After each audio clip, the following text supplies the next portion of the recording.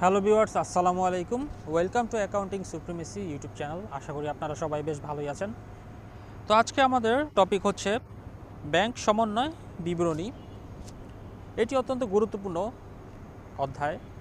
এই অধ্যায়ে আমরা ব্যাংকের যেই বিবরণী বা স্টেটমেন্ট থাকে সেটার সাথে আমার ব্যবসায়ের যে নগদান বই থাকে সেটার যে ব্যালেন্স থাকে সেটার সাথে গরমিলের কারণ এবং গরমিলটাকে কিভাবে ঠিক করা যায় সেই সম্পর্কে আমরা জানব। এটি অত্যন্ত জটিল মনে হলেও যদি ভালোভাবে খেয়াল করতে পারেন তাহলে এটি খুবই সহজ আপনার কাছে লাগবে। তো ব্যাংক সমন্বয় বিবরণীর আগে একটি কথা বেশ ভালোভাবে মাথায় গেঁথে নিতে হবে। সেটা কি? সেটা হচ্ছে ব্যাংক সমন্বয় বিবরণী কাজটা করা হয় নগদান বইকে কেন্দ্র করে। আমরা জানি 2 ঘরা নগদান বই এবং 3 ঘরা নগদান বইয়ে ব্যাংকের আলাদা আলাদা কলাম থাকে। এখন বলেন তো, ব্যাংকের জন্য কয়টা কলাম থাকে নগদান বইয়ে? 2টা করে। একটা ডেবিট পাশে থাকে আর একটা পাশে কোথায়? ক্রেডিট পাশে, তাই না? সো 2 ঘরা নগদান বই বলেন বা 3 ঘরা নগদান বই বলেন, 2 ধরনের নগদান বইয়ে ব্যাংক কলাম কয়টা থাকে? 2টা। একটা হচ্ছে ডেবিট পাশে, একটা ক্রেডিট পাশে। এক পাশে হচ্ছে সকল প্রকার প্রাপ্তিগুলি লিপিবদ্ধ হয়, অন্য পাশে সকল প্রকার প্রদানগুলি লিপিবদ্ধ হয়। এই জিনিসটা খুব ভালোভাবে মাথায় খেয়াল রাখবেন যে নগদান বইয়ে ব্যাংক কলাম হচ্ছে 2টা। আর ব্যাংক যে বিবরণী থাকে, ব্যাংক স্টেটমেন্ট বা ব্যাংক বিবরণী যেটা বলা হয়, সেটা কিন্তু আলাদা একটা জিনিস। কারণ প্রতিষ্ঠান যখন ব্যাংকের সাথে হিসাব রাখে, লেনদেন করে, তখন বছর শেষে বা একটা নির্দিষ্ট সময় আনতে ব্যাংক যে বিবরণী পেশ করে বা আমার প্রয়োজন হয়েছে আমার একটা স্টেটমেন্ট বা ব্যাংক বিবরণী জানার প্রয়োজন যে আমি এই মাসে বা এই বছরে কত টাকা ব্যাংকে লেনদেন করছি, কী আসে বিষয় আছে, এই সকল তথ্য জানার জন্য ব্যাংক একটা বিবরণী আমাকে চাইলে দেয়। মানে আমি যখন চাবো ব্যাংক আমাকে সেই বিবরণীটা দিবে বা স্টেটমেন্ট দিবে, এটাকে ব্যাংক স্টেটমেন্ট বলা হয়। আশা করি বর্তমান এই 2025 সালে তোমরা ব্যাংক স্টেটমেন্ট শব্দটার সাথে পরিচিত। সো ব্যাংক স্টেটমেন্ট বা ব্যাংক বিবরণী হচ্ছে ব্যাংক থেকে সরবরাহকৃত একটা কি কাগজ বা কিছু হিসাবের নমুনা। আর নগদান বইয়ের জন্য ব্যাংক কলাম কয়টা থাকে? 2টা থাকে। একটা হচ্ছে প্রাপ্তির পাশে, আরেকটা হচ্ছে প্রদান পাশে। এই টোটাল 3টা জিনিস মাথার মধ্যে সবসময় রাখবে। অনেকে যেই ভুলটা করে সেটা হচ্ছে নগদান বইয়ের ব্যাংক কলামের মধ্যেই মনে হয় কাজ করে ফেলে, মানে ভুল করে, তখনই তাদের সমস্যা হয়। কিন্তু একটা জিনিস খেয়াল রাখতে হবে যে আমাকে অ্যাডজাস্টটা কোথায় করতে হবে। যেই ভুলগুলো হয়েছে ভুলগুলো খুঁজে বের করে আমার কোথায় অ্যাডজাস্ট করব। আমি কি ব্যাংকের বিবরণী আছে ওইখানে অ্যাডজাস্ট করব, নাকি নগদান বইয়ের যে ব্যাংক কলামগুলি আছে ওইখানে আমি অ্যাডজাস্ট করব? এইটা আমাকে মাথায় রাখতে হবে। ওকে, তো চলো আমরা একটা ম্যাথের মাধ্যমে জিনিসটা বোঝার চেষ্টা করি। তার আগে বলি যে এই ব্যাংক রিকনসিলিয়েশন বা ব্যাংক সমন্বয় বিবরণী করা যায় কি দুইভাবে। একটা হচ্ছে কি প্রচলিত পদ্ধতি, আর একটা হচ্ছে কম্বাইন্ড বা কি যৌথ পদ্ধতি, মানে একত্রে করে আর কি। তো প্রচলিত যে পদ্ধতি সেটাতে কি করে, এই ব্যাংক সমন্বয় বিবরণী অঙ্ক তৈরি করার আগে হয় ব্যাংকের ব্যালেন্সটাকে নেয়, আর না হলে নগদান বইয়ের যে ব্যালেন্স থাকে সেইটাকে নিয়ে কাজ করে। ঠিক আছে? হয় ব্যাংকেরটা নিবে, না হয় নগদেরটা নিবে। এটা হচ্ছে প্রচলিত পদ্ধতিতে। তোমার যেটা ইচ্ছা তুমি সেটা নিতে পারো, তবে যেটাই নাও না কেন খেয়াল রাখতে হবে কাজগুলা প্লাস মাইনাস কোথায় হচ্ছে। যদি ব্যাংকেরটা নাও তাহলে ব্যাংকের সাথে কাজ করতে হবে, যদি নগদান বইটা নাও নগদান বইয়ের সাথে কাজগুলো করতে হবে। একটা অঙ্কের মাধ্যমে আমরা বোঝার চেষ্টা করি।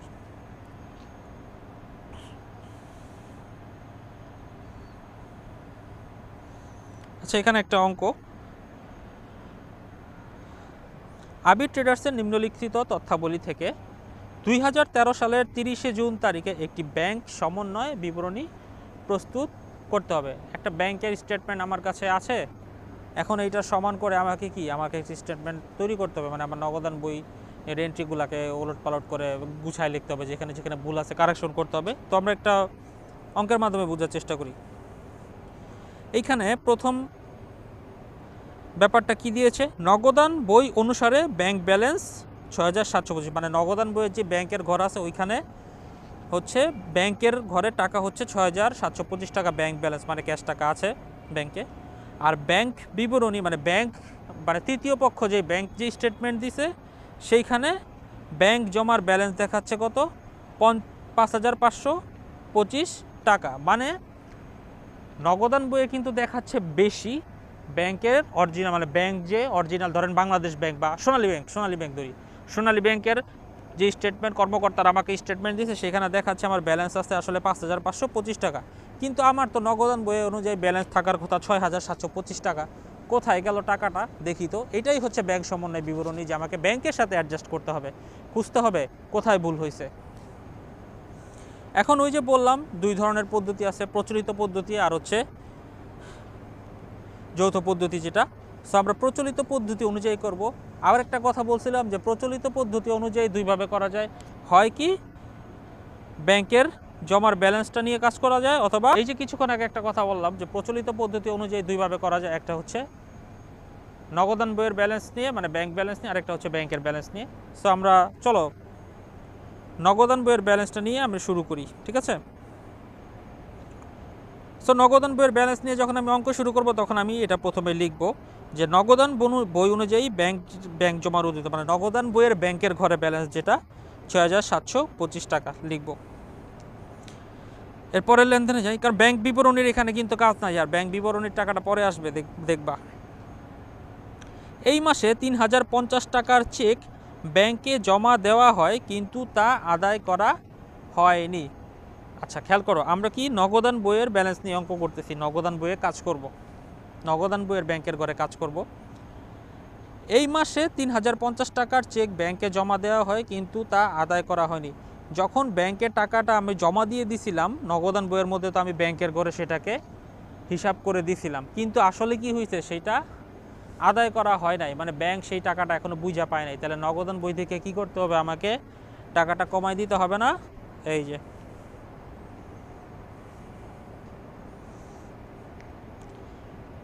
ব্যাংকে চেক জমা যা ব্যাংক আদায় করেনি, আমাদের কি ব্যাংকের ঘর থেকে বাদ দিতে হবে। এই যে বিয়োগে পড়ে গেছে ৩,০৫০, দেখছো এই যে এখানে উল্লেখ করা আছে বিয়োগ, দেখো যোগেরটায় যাও না, যোগেরটা পরে। প্রথম এন্ট্রিটা আমার বিয়োগের করতে হবে, নগদান বইয়ের ব্যাংকের কলাম থেকে টাকা কমাই দিতে হবে। যেহেতু আমি চেক জমা দিছি, ব্যাংক এখন আদায় করে নাই, তা কিন্তু আমি নগদান বই লিখে ফেলছি, তো আমাকে এখন এটা কমাই দিতে হবে। সো নগদান বই থেকে আমি বিয়োগ করে দিলাম ৩,০৫০ টাকা, কাটা কই গেল, এই যে ৩,১০০ টাকার চেক কাটা হলো কিন্তু ব্যাংকে তা ভাঙানো হয়নি। এই লেনদেনগুলো হইতেছে ঝামেলাপূর্ণ লেনদেন, কথাটাই ঝামেলাপূর্ণ। কারণ দেখো ৩,১০০ টাকার চেক কাটা হয়েছে ব্যাংকে কিন্তু ভাঙানো হয়নি, মানে হচ্ছে আমি একটা আমার পাওনাদারকে চেক দিয়ে দিছি ৩১০০ টাকা, তুমি উঠায় নাও টাকা। আমি এই পাওনাদারকে যখন চেক দিয়ে দিছি, মানে আমার ব্যাংকের ব্যালেন্স অটোমেটিক্যালি কমে যাবে, কিন্তু বাস্তবে কী হয়েছে, পাওনাদার ওই চেক এখনও ব্যাংকে দেয় নাই। আমি আমার নগদান বইয়ের ব্যাংক কলামে দেখাই দিছি যে আমার ৩১০০ টাকা ব্যাংক থেকে চলে গেছে, কিন্তু আসলে ব্যাংকে ওই চেকটাকে নিয়েই যাওয়া হয়নি। তো আমার ব্যাংকের টাকাটা বেশি রয়ে গেছে না, ওইখানে রয়ে গেছে, রয়ে গেছে অবশ্যই। এই জন্য ব্যাংক ব্যালেন্সে কি একটু বেশি দেখাবে না, অবশ্যই দেখাবে। এখন আমি এই যে নগদান বই নিয়ে কাজ করতেছি, আমি নগদান বই থেকে দেখাইছি যে আমার ৩১০০ টাকার চেক কাটছি, মানে চেক দিয়ে দিছি, মানে ব্যাংকের থেকে টাকা কমে গেছে। এই টাকাটা তো আমি আসলে যাই নাই, তাহলে এই টাকাটা কি আমার প্লাস করে দিতে হবে না? অবশ্যই প্লাস করে দিতে হবে।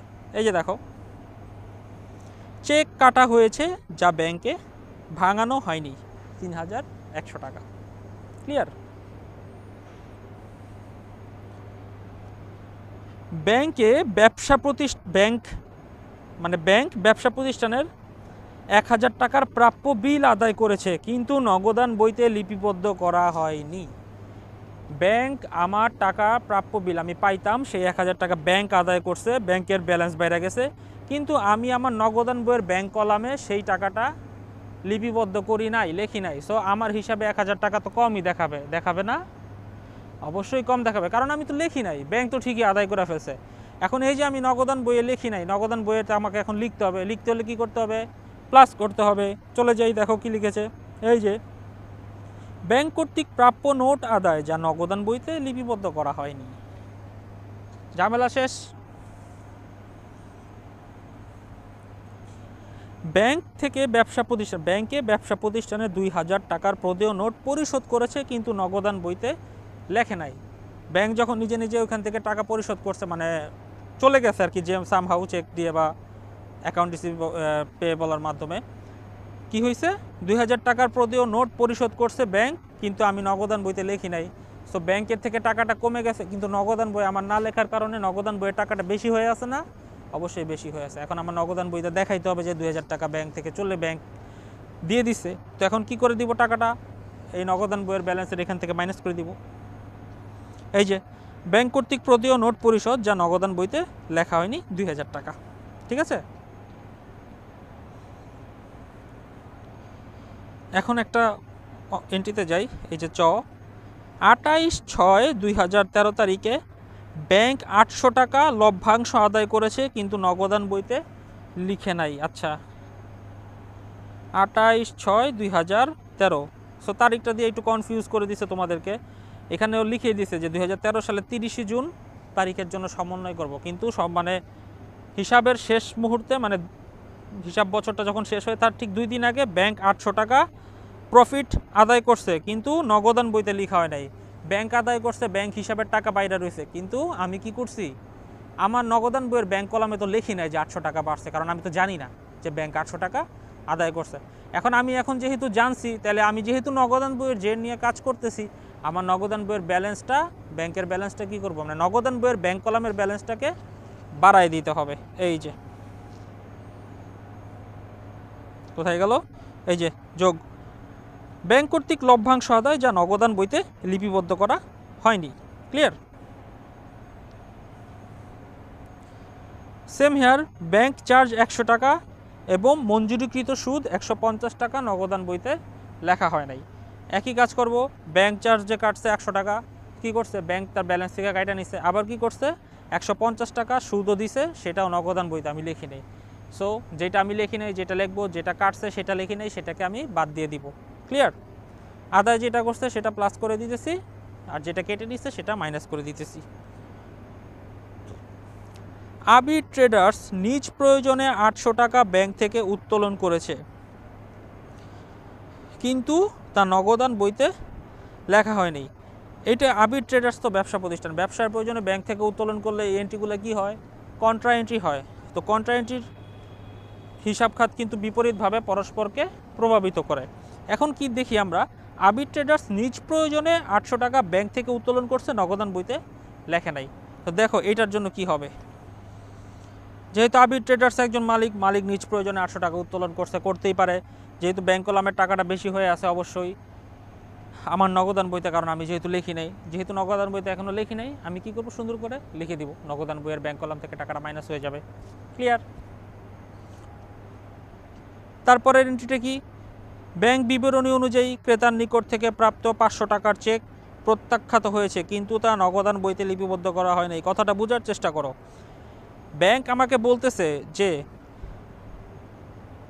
ক্রেতার নিকট থেকে প্রাপ্ত চেক, ক্রেতার নিকট থেকে প্রাপ্ত কি 500 টাকার চেক ফেল করছে বা বাউন্স করছে, মানে হচ্ছে ক্রেতার অ্যাকাউন্টে কি টাকা নাই, কিন্তু ক্রেতা চেক দিয়ে আমার কাছ থেকে পণ্য কিনে নিয়ে গেছে। এখন ব্যাংক যখন ওটা আদায় করতে গেছে দেখছে কি আদায় করতে পারতেছে না, চেকটা ফেল হয়ে গেছে 500 টাকার, ব্যাংক এটা দেখছে। কিন্তু আমি নগদান বই তো ঠিকই লেখা রাখছি যে আমি ক্রেতার নিকট থেকে চেকটা পাইছি, মানে আমি একটা চেক রিসিভ করছি, ব্যাংক অ্যাকাউন্টে আমার টাকা জমা হয়ে গেছে অটোমেটিক্যালি, তাই না? আমি তো এরকমটাই লিখছি আমার হিসাবের, মানে আমার নগদান বইয়ের ব্যাংক কলামে আমি কি লিখে রাখছি, আমি চেক পাইছি, সো আমার ব্যাংক অ্যাকাউন্টে টাকা ঢুকে যাবে অটোমেটিক্যালি। কিন্তু বাস্তবে কি হয়েছে, ওই 500 টাকার চেক ফেল করছে। এখন ব্যাংক কলামে 500 টাকা কি করব, খেয়াল করো, বোঝার চেষ্টা করো, চেক ফেল করে ফেলছে, আমার এখান থেকে আমি টাকা বেশি করে লিখে ফেলছি, আর ব্যাংকের হিসাবে গিয়ে দেখছে কি 500 টাকা ব্যাংক আদায় করতে পারে নাই, তার কারণে ব্যাংকের সাথে আমার হিসাবের গোলমেল হইতেছে না? অবশ্যই গোলমাল হইতেছে। আমি যেহেতু লেখা রাখছি ব্যাংক টাকা আদায় করতে পারে নাই, আমি যেহেতু নগদান বই অনুযায়ী কাজ করতেছি, সো আমাকে কি করতে হবে, এই 500 টাকা মাইনাস করে দিতে হবে আমার হিসাব থেকে। সো এই যে দেখো, প্রত্যাখ্যাত চেক যা নগদান বইতে লেখা হয়নি 500 টাকা, এই সকল প্লাস মাইনাস করার পরে দেখবা যেই ব্যালেন্সটা বের হবে এইটা হচ্ছে অ্যাপ্রোপ্রিয়েট কারেক্ট ব্যালেন্স বের হবে। ওই যে ব্যাংক বিবরণ অনুযায়ী ব্যাংক জমার ব্যালেন্স 5525 টাকা ঠিকঠাকভাবে আসবে। সো এটা হচ্ছে একটা প্রচলিত পদ্ধতিতে ব্যাংক সমন্বয় বিবরণী করলাম, কি টার্গেট করে, নগদান বই থেকে প্রাপ্ত ব্যালেন্সটা নিয়ে আমি কাজটা করলাম। আবার সেম কাজটাই করা যায় ব্যাংকের ব্যালেন্সটা নিয়ে। ব্যাংকের ব্যালেন্সটা নিয়ে যখন আমি কাজ করব তখন সেই একই কাজ করব, প্লাস মাইনাস করতে হবে, আমাকে বুঝে বুঝে করতে হবে। ঠিক আছে? ব্যাংক সমন্বয় বিবরণীর দ্বিতীয় পদ্ধতি হচ্ছে সংশোধিত জের পদ্ধতি। এই পদ্ধতিতে নগদান বইয়ের ব্যাংক উদ্ধৃত এবং ব্যাংক স্টেটমেন্ট ব্যাংক বিবরণীর যে ব্যাংক উদ্ধৃত থাকে সেই দুইটাকে পাশাপাশি নিয়ে প্লাস মাইনাস করে হিসাব করা হয়। অর্থাৎ একবার আপনি আপনার প্রতিষ্ঠানের হিসাবরক্ষক হিসেবে নগদান বইয়ে কাজ করতেছেন, আবার আপনি পাশাপাশি ব্যাংকের কর্মকর্তা হিসেবে ব্যাংকের যে স্টেটমেন্ট আছে ওইখানে আপনি কাজগুলো করে ফেলবেন। এখানে ডাবল করে লেখা লাগবে না। ব্যাংকে যদি কিছু প্লাস মাইনাস করা থাকে সেটা ওইখানে করবেন, নগদান বইয়ে করা থাকলে সেটা এখানে করবেন। অঙ্কের মাধ্যমে বুঝতে পারবেন, টেনশনের কোনো কারণ নেই। টি ছকের মতো একটি ছক আঁকবেন, এই যে এরকম।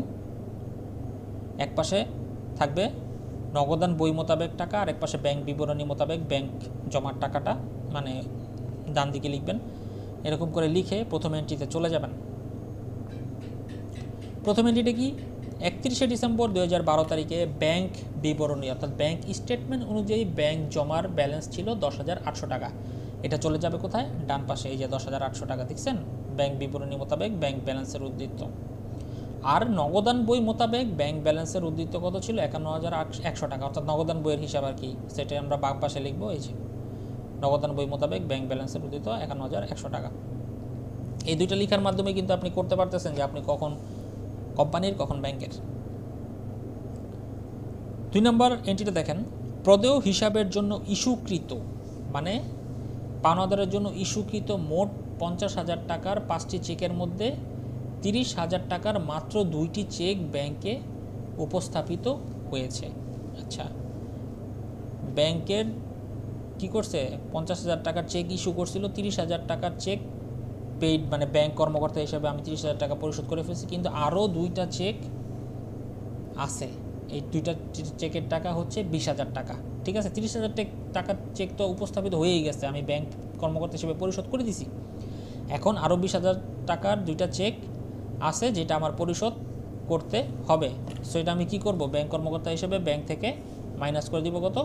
20,000 টাকা, কারণ এটা আমাকে ব্যাংক থেকে চলে যাবে, যাবেই। চেক যেহেতু উপস্থাপিত করা হয়েছে, যাবেই যাবে। এই যে পরিশোধিত হয়নি 20,000 টাকা, এই যে দেখতে পারতেছেন এই এন্ট্রিটা, পরিশোধিত হয়নি কত? 20,000 টাকা, মাইনাস মাইনাস দিয়ে দেবেন ব্র্যাকেটে। এটা নিচে লিখছে ওনারা, আপনি উপরের ঘরে লিখবেন, সমস্যা নাই, একই যোগ বিয়োগের কাজ। আচ্ছা, গেল তো এটা। তারপরে কি? 10,000 টাকার একটি প্রাপ্য নোট ব্যাংকে 9,700 টাকায় বাট্টা করা হয়, কিন্তু নগদান বইতে বিলটির পূর্ণমূল্য লিপিবদ্ধ করা আছে। অর্থাৎ ভুলটা কোথায়? নগদান বইয়ে। সো আমরা নগদান বই নিয়ে কাজ করব। ব্যাংক টাকাটা তুলছে 9,700 টাকা, ব্যাংক হিসাবে জমা হয়েছে 300 টাকা ছিল ডিসকাউন্ট, কিন্তু নগদান বইতে আমার হিসাব রক্ষক আমি কি করছি? 10,000 টাকা ফুল লেখা রাখছি যে আমার ব্যাংকে জমা হয়েছে। তাহলে এখন কি করব? এই 300 টাকা যে বেশি লিখছি এটা কি করব? নগদান পাশের থেকে, মানে নগদান বইয়ের যে সাইডটা আছে এখান থেকে 300 টাকা মাইনাস করে দিব। এই যে বাট্টা যা নগদান বইতে যোগ করা আছে এটা এখানে আমি কি করব? বাদ দিয়ে দিব।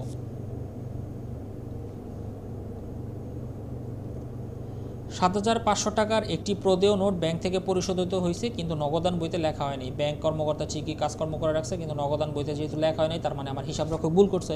এখন আমি নগদান বইতে লিখব। সো নগদান বইতে লিখতে হলে কী করতে হবে? 7,500 টাকা মাইনাস করে দিতে হবে ব্যাংকের হিসাব থেকে। সো নগদান বইতে আমার 7,500 টাকা মাইনাস করতে হইতো, এখন আমি করলাম। এই যে 7,500 দেখা যায়, যা নগদান বইতে লিপিবদ্ধ করা হয়নি। তারপরে কি আছে? প্রাপ্য হিসাবের বিপরীতে প্রাপ্য হিসাব মানে হচ্ছে দেনাদার। দেনাদারের হিসাবের বিপরীতে প্রাপ্ত কত? 80,000 টাকার 3টি চেক আদায়ের জন্য ব্যাংকে জমা দেওয়া হয়েছে। আচ্ছা, কিন্তু এর মধ্যে 30,000 টাকার একটি চেক মাত্র ব্যাংক কর্তৃক আদায় হয়েছে। আমার কোম্পানি কারো কাছ থেকে 80,000 টাকা পাইতো, সেই কোম্পানি কি করছে? আমাকে চেক দিছিল। সো চেকগুলো আদায় করার জন্য আমি দিছি কাকে? আমার ব্যাংককে। আমার ব্যাংক কী করছে? ওই হিসাব বছরের আগে মাত্র 30,000 টাকা আদায় করতে পারছে, কিন্তু আরও 50,000 টাকা আদায় করে নাই। ঠিক আছে, কিন্তু সে আদায় করবে। যেহেতু আদায় টাকাটা করে নাই, এই টাকাটা আমি ব্যাংকের হিসাব থেকে কি করব? যোগ করে দিব, কারণ আমি ভবিষ্যতে হলেও এই টাকাটা আদায় করব ব্যাংক হিসাবে। সো ব্যাংক হিসাবে আমার প্লাস থাকবে, কারণ আমি তো আমার নগদান বই আমি লিখেই ফেলছি যে আমার 80,000 টাকা টোটাল আমার ব্যাংক হিসাবে ঢুকে গেছে, কিন্তু অরিজিনালি কি হয়েছে? আমার ঢুকছে কত? ব্যাংক এখন পর্যন্ত আদায় করতে পারছে 30,000, আরও 50,000 সে আদায় করবে। সো এটা আমার প্লাস হয়ে যাবে। এই যে ব্যাংকের করে কোথায় গেল? এই যে যোগ ব্যাংকে জমাকৃত চেক যা এখনও আদায় করা হয়নি। সো এটা আমার ব্যাংকে রয়ে গেছে, এটা আমি আদায় করব 50,000 টাকা প্লাস। আচ্ছা, তারপরে যাই। মালিক তার নিজ প্রয়োজনে ব্যাংক থেকে 3,000 টাকা উত্তোলন করছে, কিন্তু লেখে নাই কোথায়? নগদান বইয়ে। সো নগদান বইয়ে লিখতে হলে এটা ব্যাংকের নগদান বইয়ের ঘর থেকে মাইনাস করে দিতে হবে। সহজ হিসাব। এই যে মালিক কর্তৃক উত্তোলন নগদ 3,000 টাকা মাইনাস, ব্র্যাকেট দিয়ে মাইনাস বোঝানো হয়েছে। এখন দেখো, ব্যাংক কর্তৃক মঞ্জুরকৃত সুদ ছিল 1200 টাকা আর কমিশন বাবদ চার্জ ছিল 700 টাকা। লেখে নাই কোথায়? নগদান বইতে। আমরা কাজ করব কি নিয়ে? নগদান বইয়ের এন্ট্রি নিয়ে কাজটা করে ফেলি, আমরা সহজে করতে পারবো। সো যেহেতু 1200 টাকা কি করছে? সুদ পাওয়া গেছে, আর চার্জ করছিল কত? 700 টাকা। তো সুদটা আমি কি করব? যোগ করব, আর ধার্যকৃত চার্জটাকে মাইনাস করে দেব। সহজ। এই যে চার্জটাকে মাইনাস করে দিয়েছি 700, আর সুদটাকে যোগ করে দিয়েছি 1200। তো সব কিছু যোগ বিয়োগ করার পরে দেখবা এই যে ব্যালেন্সটা বের হবে দুইটা সমান হবে, এই 40,800 টাকা। আর এটার নাম হচ্ছে সমন্বিত জের। ওকে, আশা করি কিছুটা হলেও বুঝতে পেরেছো। সমস্যা থাকলে হোয়াটসঅ্যাপ গ্রুপ আছে, নক করো।